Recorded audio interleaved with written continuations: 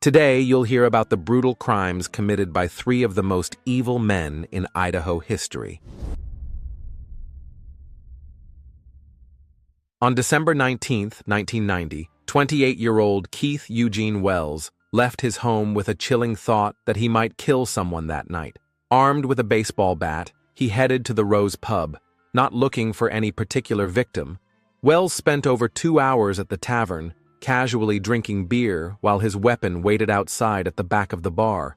At some point during those hours, he made his deadly decision, and as 23-year-old John Justad emerged from the bathroom, Wells retrieved his bat and bludgeoned him without provocation. Hearing the commotion, 20-year-old bartender Brandy Rains came to investigate, and Wells turned on her next, beating her as well.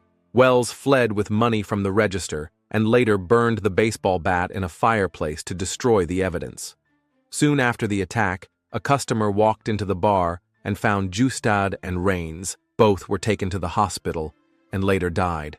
The case remained unsolved for 4 months until April 23, 1991, when Wells was arrested and charged with 2 counts of first-degree murder.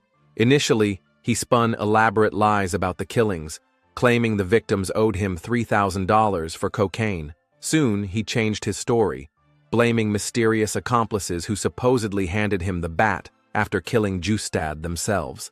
During the week of June 10, 1991, Wells pleaded innocent, and the trial began on October 15. On October 24, the jury found him guilty on both counts of first-degree murder. On April 7, 1992, he was sentenced to death. In February 1993, he asked to drop all appeals and allow his execution to proceed, stating he didn't want to spend his remaining life in a cell. He had already tried to delete himself following his conviction and believed delaying execution would only cause more pain for both families involved. His death date came on January 6, 1994. He devoured a lobster, prime rib, fried potatoes, salad, ice cream, milk, soda, and apple fritters as his last meal. About 90 minutes before his death, he apologized to the victims' families for the first time. The execution started at 12:40 a.m. Wells was given the chance to speak, but he made no final statement. He was injected with a lethal cocktail of chemicals and pronounced dead at 12:50 a.m., becoming Idaho's first execution since 1957 and the state's first by lethal injection.